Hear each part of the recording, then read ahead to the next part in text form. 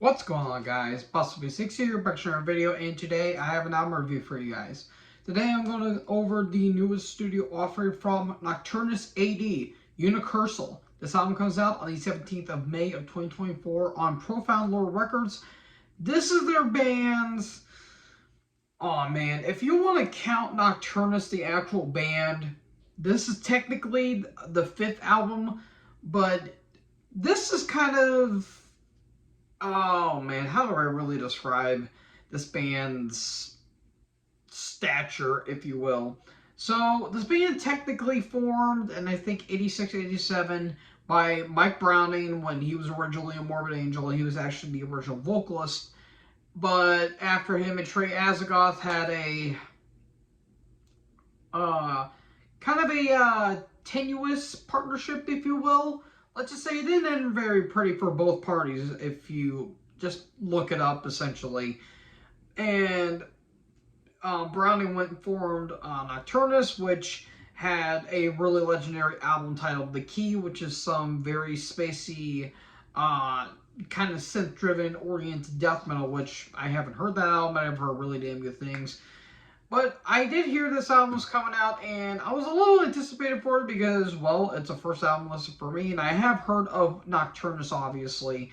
And I was curious as to how this album was going to go, and, well, I listened to it, and I'm here to give my review for it. So, we kick off with the intro, which is building up this, like, big ambience and, like, atmosphere and all that stuff, and I will say the intro and outro are kind of needlessly pointless, but I can understand why they're doing it for some more, again, for some ambience and atmosphere, which, I mean, it's all well and good, but to me, doesn't really do anything for me. Which actually transitions into the actual starting track, the Ascension Throne of Osiris. And this is actually the shortest track in the entire album, and it's got some really nice riffs, the nice little keys, the little synths in the background is pretty interesting.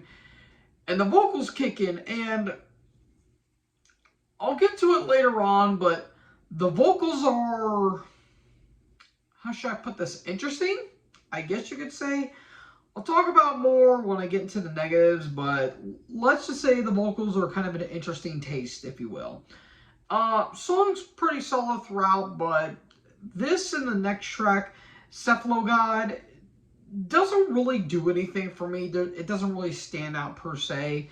Though I will say, I do like the kind of transitions from, kind of like the transitions in a way. Some like Knots like Atheist and maybe a little bit of Death era like I guess Human, and to a lesser extent Individual Thought Patterns with a more technicality in some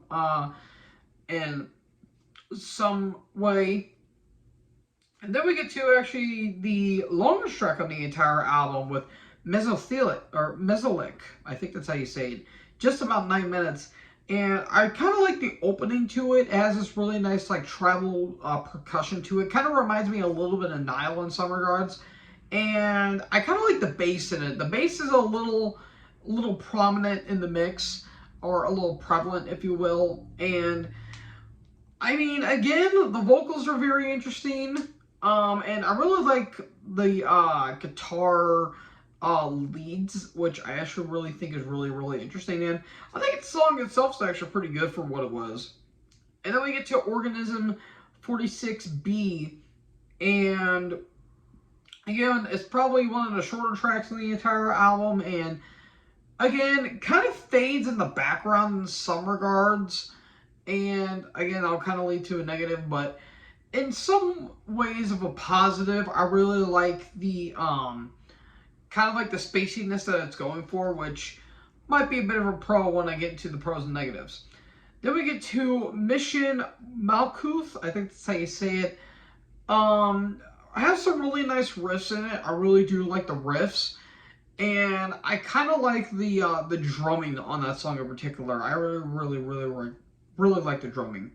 Now the next two tracks, Yesod, the Dark Side of the Moon, and Hod, the Stellar Light, kind of have like the same kind of style to it in a way. Again, has that more technical and a little bit of that progressive flair, like a little bit of like Dream Theater in some regards when it comes to the progressive moments. But you have like that technicality of that atheist and maybe to a lesser extent some cynic thrown in there with a little bit of jazz fusion, some avant-garde moments on this. Kind of reminds me a little bit of Gorguts in some regards, which is pretty interesting. And then we get to the last like track, if you will, as Nutsack, yes, Nutsack, the Fire of Victory, which has a really nice doomy breakdown. I really like the breakdown of that song in particular. Really, really, really nice breakdown. Kind of, I wouldn't say death doomy, but kind of incantation in some regards, which I think is really damn good. And again, the outro is just an outro and nothing more, nothing less. Now on to the positives. I really do like the ambition that it goes for. I think this album is very, very, very ambitious. And I really do like the atmosphere that it goes for and the ambience that it goes for. Lead trade-offs are really good. I really like the drum performance on this album, and I really like the riffs on this album. And while the keys, that'll lead into a negative, they do provide some nice kind of variety in some regards. Like there's some like chimes, and even there's like a kind of like a keyboard solo, which is a little interesting, but it's cool in some regards. Now on to the negatives, and I have plenty of negatives to talk about this album. Number one, the production. Now, I know that the producer of this album, let me see what his name is, Jack Pritchard, or Jarrett Pritchard, I'm sorry. I know he's kind of known for being in Brutality for a little bit, which is an North Florida death metal band. But to me, the big problems I have with it is the guitars don't really have a big crunch to them. They just kind of stay in one tune and really don't. They don't really change, if you will. So like the guitars don't really have a big crunch to them. They just have a nice little kind of like a blackened feel in some variety, which I don't really mind per se. But for music like this, I felt like the guitar tone could have been a little bit better. Number two, the drums sound very flat. Like, they sound buried in the mix. They could have been beefed up a little bit, and they just don't have a punch to it. It just, the kick drum sounds a little thin, and the toms don't really have, again, they don't really have a good punch to them.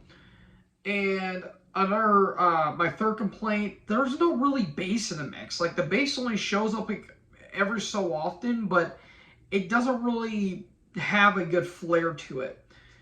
And another complaint, my fourth complaint, this album feels cluttered as all hell. Like it's like they're cramming a bunch of ideas, and it just comes off as an incoherent mess. Like, there's no, like, consistency. Like this story that they're doing, I appreciate the ambition, but it also feels like the story kind of ends abruptly. Like, it's like it was like at the halfway point, and it's like, okay, the album's done.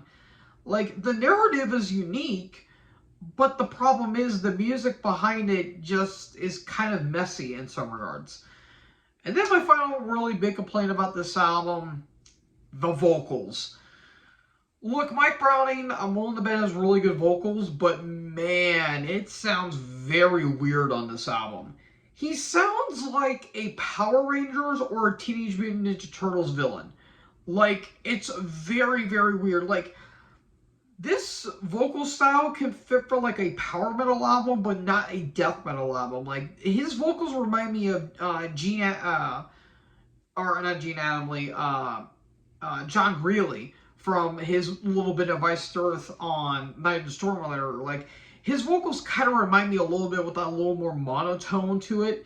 And there's like no growls on this album. Like, he growls like every so often to have the wah-ha-ha-ha, like that stuff. But it just comes off a little silly and a little goofy. Now, granted, I kind of like it in some regards, so I'm kind of, kind of being a little hypocritical. But at the same time, it just didn't do anything for me. It just kind of felt meh in the outset of things. So I like the album, like I don't know, just like the vocals didn't do anything for me. And another kind of complaint I do have, the album's long. This is a long album. This is just about an hour. And I felt like they could have cut at least maybe 10 minutes off this album. Like there's some tracks that I felt like were just a bit like, I don't know. It's just like I felt like the album could have been cut off by maybe 10 minutes. Like you could have cut the outros off and maybe cut a few minutes or a couple seconds off a couple songs, and you really wouldn't miss much. And I do like the song titles. I will say the song titles are pretty cool, and the album artwork looks pretty damn cool. But it just feels there. It just didn't really do anything for me.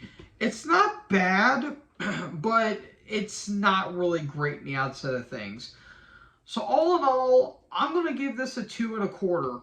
It's fine for what it is. I was thinking about giving it a 2.5, but I feel like the negatives outweigh the positives, and I feel like the narrative and the concept overlap the music itself. Like musically, it's just okay. It's just clunky as all hell.